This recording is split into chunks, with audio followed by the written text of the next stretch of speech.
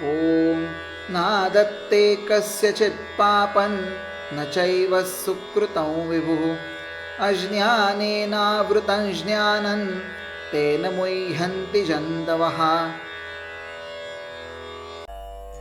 ओम श्री परमात्मने नमः।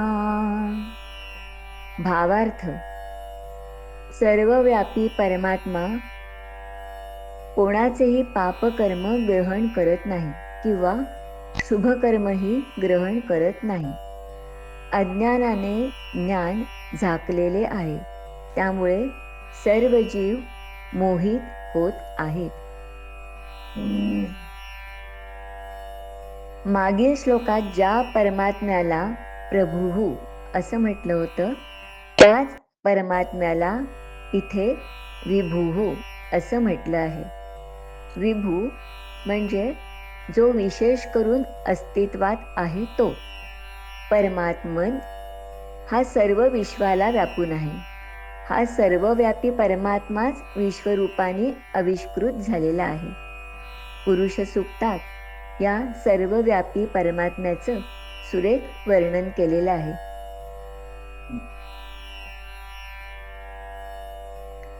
ओम सहस्रशीर्षा पुरुषः सहस्राक्ष सहस्रपाद स भूमिं विश्वतो वृत्वा त्यत्तिष्ठत् दशांगुलम्. ओम अनंत शीर्षे अनंत चक्षु अनंत पदधारी चराचराते व्यापुनी उरला दशांगुळे श्रीहरी. ना दत्ते कस्यचित पापम न चैवम सुकृतम विभुः म्हणजे सर्वव्यापी परमात्मा कोणाचेही पापकर्म किंवा शुभकर्म स्वीकारत नाही, असं या श्लोकात भगवंत म्हणतायत. याआधी 13व्या श्लोकात कुर्वन् म्हणजे करणे आणि कारयन म्हणजे करविणे असे 2 शब्द वापरले आहेत. व्यक्ती कर्म करून किंवा दुसऱ्याकडून कर्म करवून घेऊन कर्मफलाचा भागीदार होते. परंतु परमात्मा कोणाचंच पापकर्म स्वीकारत नाही आणि शुभकर्म ग्रहण करत नाही. उदाहरणार्थ, सूर्य हा संपूर्ण जगाला प्रकाश देतो, हो की नाही?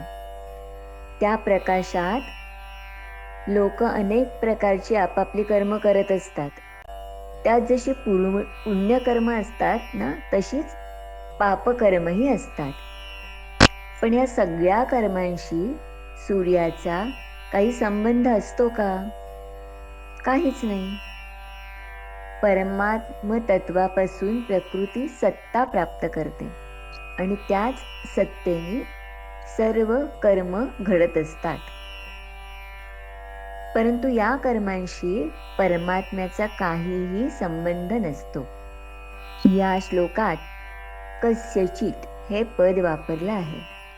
सर्वसामान्य मनुष्य स्वतःलाच कर्ता आणि भोक्ता असं समजून कर्म करत असतो. त्यासाठी कस्यचित हे पद वापरलं आहे.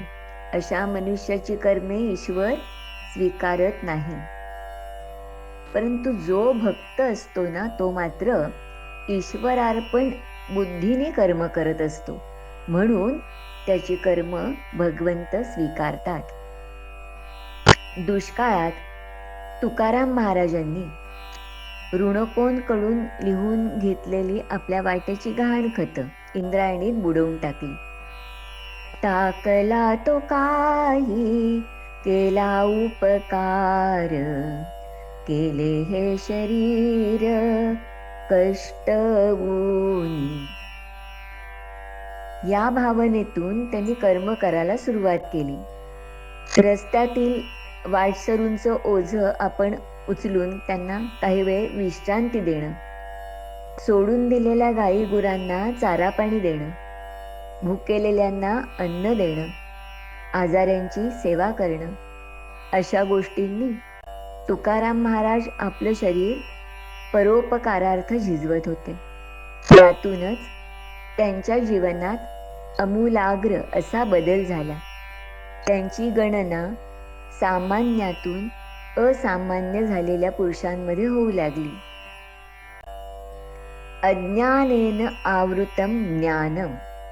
आपले ज्ञान हे अज्ञानाने झाकलेलं असतं. ज्ञान म्हणजे स्वस्वरूपाचं ज्ञान. समर्थ रामदास म्हणतात, ऐक ज्ञानाचे लक्षण, ज्ञान म्हणजे आत्मज्ञान. पहावे आपणासी आपण, या नाव ज्ञान. अज्ञानाने ज्ञान झाकल्यामुळे आपण मोहित होतो आणि तसंच कार्य करत असतो.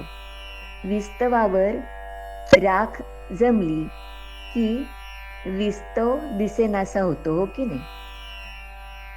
परंतु ती राख झटकून थोडा पालापाचोळा घातला ना की तो विस्तव परत धगधगतो. पण अज्ञान म्हणजे काय? अज्ञानाने ज्ञान झाकलं जातं म्हणजे नक्की काय होतं? अज्ञान, इथे अ हा उपसर्ग अभावात्मक नाही. अज्ञान म्हणजे ज्ञानाचा अभाव असं नाही, तर अज्ञान म्हणजे अल्पज्ञान. अज्ञान म्हणजे अर्धवट ज्ञान. इंद्रियांनी आणि बुद्धीनी होणारं जे ज्ञान ते अर्धवट असतं, भ्रम निर्माण करणारं असतं. यासाठी दोरी आणि सर्पाचं उदाहरण दिलं जातं.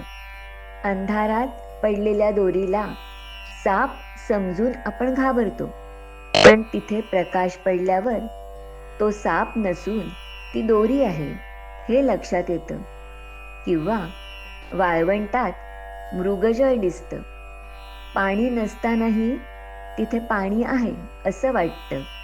या अर्धवट ज्ञानाच्या प्रभावामुळे वास्तविक ज्ञानाकडे दृष्टी जात नाही. यालाच अज्ञानाने ज्ञानाचं आवृत्त होणं असं म्हटलं आहे. एकनाथ महाराज म्हणतात, दोरी अंगी सर्पाकारू, भासोनी निमाला भयंकरू. तो नातळता सर्पविकारू, दोरू तो दोरू जैसा. जैसे मृगजळाचे ज्ञान, दिसे परी ते अज्ञान. तैसे आभासे भवभान, ते माया जाण नृपनाथा. आपण प्रापंचिक आहोत. आपण प्रपंचालाच सत्य मानून व्यवहार करतो, म्हणजेच आपण अज्ञानी आहोत. हे अज्ञानच अकर्त्या अभोक्त्या ईश्वराला कर्ता आणि भोक्ता असं मानतं.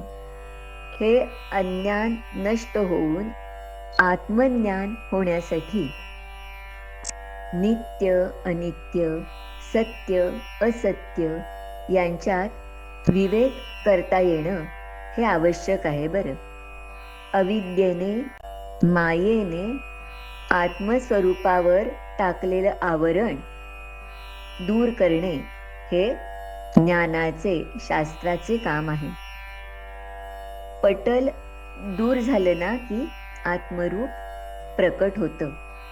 नहि ज्ञानेन सदृशम पवित्रमिह विद्यते. खरोखर ज्ञाना इतकी पवित्र आणि पवित्र करणारी दुसरी गोष्ट या भूलोकावर नाही. ज्ञानाग्नीत सर्व कर्मे भस्मसात होतात, म्हणजे कर्माचं बंधकत्व नष्ट होतं. चित्तशुद्धी होण्यासाठी काम, क्रोध इत्यादी षड्विकार हे समूळ नष्ट होणं आवश्यक असतं बरं. अज्ञानाच्या मायेच्या आभ्रांमुळे ज्ञानसूर्य झाकोळून जातो, म्हणजेच आत्मा झाकला जातो. मिथ्या ज्ञान भ्रम यांनी मोहित होऊन लोक अयोग्य आणि विपरीत कर्म करतात, विषय सुखाच्या मागे लागतात आणि अंततः दुःखी होतात आणि आत्मानंदापासून वंचित राहतात. हे अज्ञान दूर करणं हेच ज्ञानाचं काम आहे. आत्मा स्वयंप्रकाशीच आहे. तैसा आत्मदर्शनी आडळ, असे अविद्येचा जो मळ, तो शास्त्रनाशी येत निर्मळ, मी प्रकाशे स्वये. तेन मुह्यन्ति जंतवः. जंतवः हे पद वापरून भगवंतांनी सर्वसामान्यांचे चांगलेच कान टोचले आहेत बरं. अविवेकी अज्ञानी माणूस हा जंतूच आहे, पशूच आहे. या बाबतीतील चाणक्य नीतीतील एक श्लोक हा विचार करण्याजोगा आहे. आहार निद्रा भयमैथुनानि समानि चैतानि नृणां पशूनां, ज्ञानं नराणामधिको विशेषो, ज्ञानेन हीनः पशुभिः समानः. आहार, निद्रा, भय, मैथुन या चारही गोष्टी मनुष्य आणि पशु यांच्यात समान आहेत. मग मनुष्य कोणत्या गोष्टींमुळे पशु वेगळा ठरतो? तर ती गोष्ट म्हणजे ज्ञान. ज्ञानहीन मनुष्य आणि पशु हे समानच आहेत. म्हणून ज्ञानप्राप्ती हे मानवी जीवनाचं वैशिष्ट्य आहे बरं. मनुष्य योनीत जन्माला आला म्हणून कोणी खरा मनुष्य होत नाही. फक्त इंद्रियजन्य सुखात रममाण होणं, यात मनुष्य जन्माचं सार्थक नाही बरं. तर अनासक्त वृत्तीने निष्काम भावनेने आपली कर्तव्य कर्म करणं आणि आत्मतत्वाचं ज्ञान करून घेणं हेच मानवी जीवनाचं ध्येय आहे. ते साध्य करण्यासाठी गीतेचं अध्ययन आणि गीतेने दाखवलेल्या मार्गाचं अनुसरण हे सातत्याने करणं आवश्यक आहे बरं. श्रीकृष्णार्पणमस्तु. शुभं भवतु.